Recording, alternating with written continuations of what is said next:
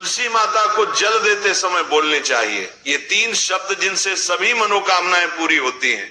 हम आज के प्रवचन में जानेंगे कि तुलसी माता को जल देते वक्त कौन से शब्द बोलने चाहिए।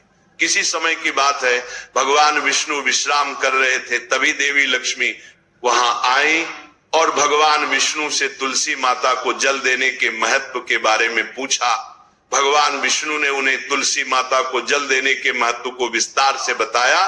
तब देवी लक्ष्मी ने कहा, हे स्वामी, आपने मुझे तुलसी माता के महत्व के बारे में बताया, लेकिन अब मैं ये जानना चाहती हूँ कि तुलसी माता को जल कैसे देना चाहिए, उनकी सेवा की सबसे श्रेष्ठ विधि क्या है और जल देते समय कौन सा मंत्र बोलना चाहिए।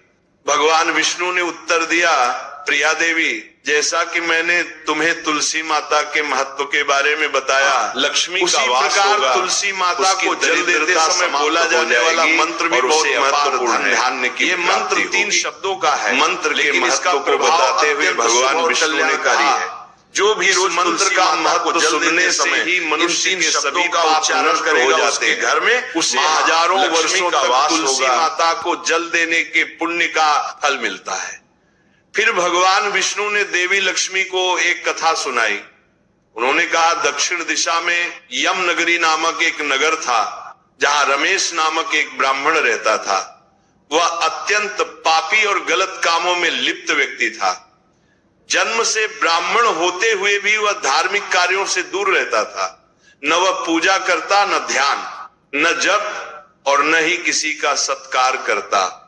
वह मदिरापान और मांसाहार भी करता था और हमेशा अनैतिक कार्यों में व्यस्त रहता था। और वह ब्राह्मण दिन में खेत में काम करके पत्ते बेचकर अपनी जीविका चलाता था और रात में वेश्याओं के पास जाता था। इस प्रकार उसने अनेक वर्षों तक अपना जीवन इसी पापपूर्ण तरीके से बिताया। फिर एक दिन वह दुर्बुद्धि ब्राह्मण पत्ते इकट्ठा करने के लिए एक ऋषि की वाटिका में पहुंचा और पत्ते तोड़ने लगा। तभी एक काले सर्प ने, जो काल के रूप में वहां उपस्थित था, उसे काट लिया। उसी समय उसकी मृत्यु हो गई। उसकी मृत्यु के तुरंत बाद यमराज के दूत वहां प्रकट हुए और उसकी आत्मा को लेने के लिए आए। वे उसे यमलोक ले जाने लगे। मार्ग में वह ब्राह्मण यमदूतों के सामने रोने और विलाप करने लगा। उसने कहा, हे दूतों, मुझे कहां ले जा रहे हो? मुझे छोड़ दो, मेरे प्राण बचा लो। लेकिन यमदूत बोले, अरे पापी ब्राह्मण, तेरे दुष्कर्मों के कारण तुझे यह दंड मिला है। अब यमराज तुझे घोर नरक में डालेंगे। यमलोक पहुंचने पर चित्रगुप्त ने उस ब्राह्मण का पूरा लेखा जोखा प्रस्तुत किया। उन्होंने कहा, हे धर्मराज, इस ब्राह्मण ने अपने पूरे जीवन में केवल पाप किए हैं, इसने कभी कोई पुण्य कार्य नहीं किया। धर्मराज ने दूतों से कहा, हे दूतों, इस घोर पापी ब्राह्मण को नरक में डाल दो, इसे अपने कर्मों का फल भोगना होगा। यमदूत उसे ब्राह्मण को नरक में ले गए और उसे भयंकर अग्नि में धकेल दिया। वह कई वर्षों तक नरक की यातनाएं सहता रहा। इसके बाद उसे अगले जन्म में बैल के रूप में जन्म मिला। बैल का शरीर पाकर उसने भारी बोझ उठाने का कार्य किया। उसका मालिक उससे दिन रात काम करवाता था। जब उसकी शक्ति समाप्त होने लगी तो मालिक ने उसे एक लंगड़े आदमी को बेच दिया। वह लंगड़ा आदमी उस बैल का उपयोग अपने बोझ उठाने के लिए करता था।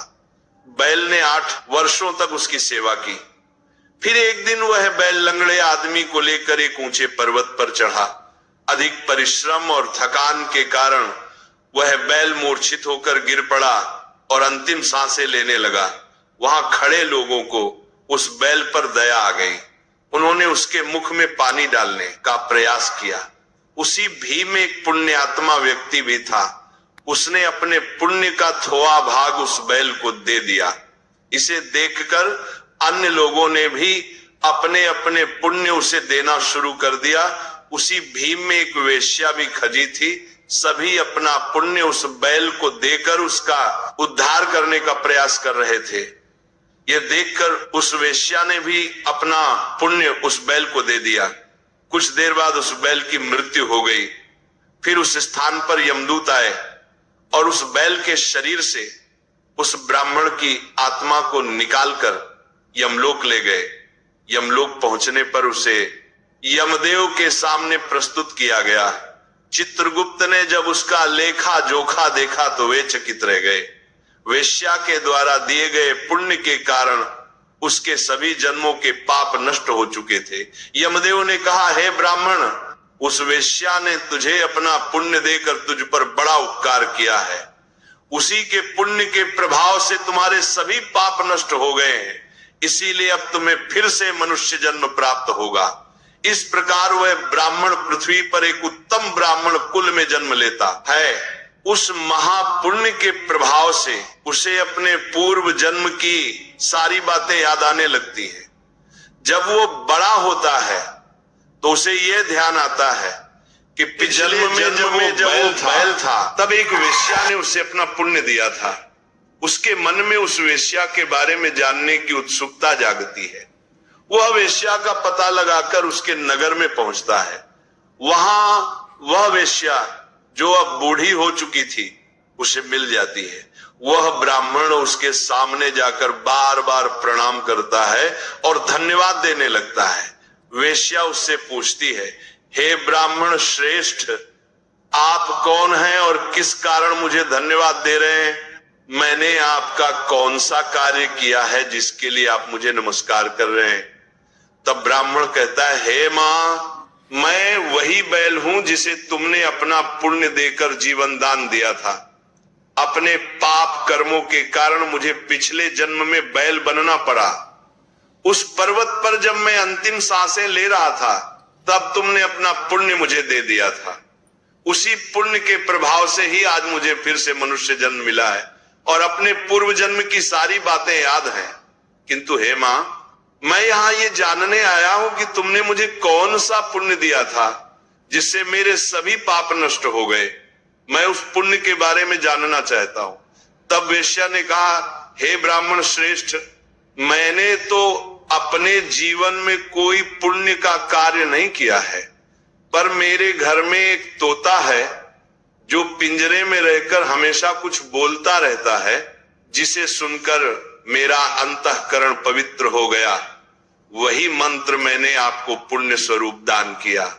फिर वह वैश्य और ब्राह्मण उस तोते के पास गए और उससे पूछने लगे, हे शुक, तुम कौन सा मंत्र बोलते हो जिससे हमारे जीवन का उद्धार हुआ? ये मंत्र तुम्हें किसने सिखाया और इसका क्या अर्थ है?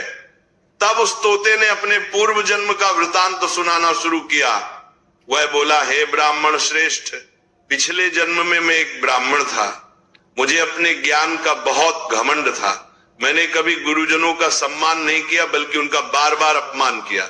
अपने अहंकार के कारण मेरा स्वभाव क्रोधी और द्वेषपूर्ण हो गया।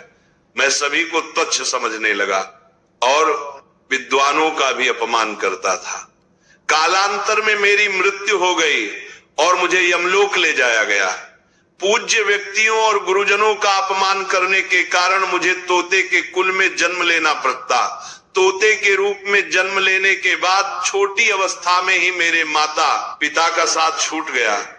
मैं अकेला पेड़ की डाल पर बैठकर रो रहा था। तभी कुछ मुनि उस मार्ग से जा रहे थे। उन्होंने मेरी दयनीय स्थिति देखी और मुझे अपने आश्रम ले आए। आश्रम में उन मुनियों ने मुझे एक सुंदर पिंजरे में रखा और मेरी देखभाल की। वे मुझे प्रतिदिन भोजन कराते और मुझसे स्नेह करते थे।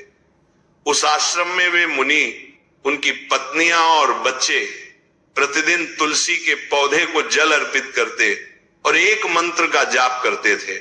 उनके मुख से बार बार मंत्र सुनकर मैंने उसे याद कर लिया। तब से मैं उसी मंत्र का जप करता हूं। इस मंत्र के प्रभाव से मेरे जीवन में सकारात्मक बदलाव आने लगे। मुझे अपने कर्मों का पश्चाताप हुआ और मेरी मृत्यु भी टल गई। मेरी आयु 100 वर्ष हो गई और इतने वर्षों तक मैं जीवित रहा। एक दिन रात के समय एक चोर उस आश्रम में आया और मुझे वहां से चुरा लिया। बाद में इस वेश्या ने उस चोर से मुझे खरीद लिया। वेश्या के घर आने के बाद भी मैं वही मंत्र बोलता रहा। इस मंत्र को सुनकर इस वेश्या का अंतःकरण पवित्र हो गया। उसने अपना पुराना जीवन छोड़कर भगवान विष्णु की भक्ति करनी शुरू कर दी। हे ब्राह्मण देव, इसी मंत्र के प्रभाव से मेरे और उस वेश्या के सभी पाप नष्ट हो गए। यही मंत्र आपको भी पाप मुक्त कर चुका है। इस प्रकार तोते ने उस ब्राह्मण और वेश्या को पूरा वृतांत सुना दिया। यह सुनकर ब्राह्मण और वेश्या दोनों बहुत प्रसन्न हुए। उन्होंने तय किया कि अब वे प्रतिदिन तुलसी मां को जल अर्पित करेंगे और उस मंत्र का जप करेंगे। कुछ समय बाद उस ब्राह्मण, वेश्या और तोते ने मंत्र के प्रभाव से दिव्य विमान में बैठकर विष्णु लोक की यात्रा की। भगवान विष्णु ने देवी लक्ष्मी से कहा, हे देवी, देखा आपने, केवल तुलसी मां के मंत्र के प्रभाव से उस तोते, वेश्या और ब्राह्मण के सभी पाप नष्ट हो गए। इसीलिए हर व्यक्ति को प्रतिदिन तुलसी मां को जल अर्पित करते हुए इस मंत्र का जाप अवश्य करना चाहिए। वह मंत्र इस प्रकार है, ओम वृंदावनी स्वाहा, ओम वृंदावनी स्वाहा। जो स्त्री प्रतिदिन तुलसी मां के सामने इस मंत्र का उच्चारण करेगी वह सौभाग्यशाली बनेगी। जो पुरुष इसका जप करेगा उसे अक्षय धन की प्राप्ति होगी। जिस घर में प्रतिदिन तुलसी मां की पूजा होगी वहां लक्ष्मी जी का सदा वास रहेगा। तुलसी मां का यह मंत्र फलदायी और सिद्धियों को प्रदान करने वाला है। स्त्रियों को स्नान के बाद बाल बांधकर मांग में सिंदूर लगाकर तुलसी मां को जल चढ़ाना चाहिए। साथ ही तुलसी मां की परिक्रमा करनी चाहिए। शाम के समय तुलसी मां के पास दीपक जलाने से घर में सुख समृद्धि आती है। भगवान विष्णु की पूजा तुलसी मां के बिना अधूरी है। तुलसी का एक पत्ता चढ़ाने से भगवान को उतनी प्रसन्नता मिलती है जितनी हजारों अमृत के घड़ों से नहलाने पर भी नहीं मिलती। जो भी व्यक्ति तुलसी मां का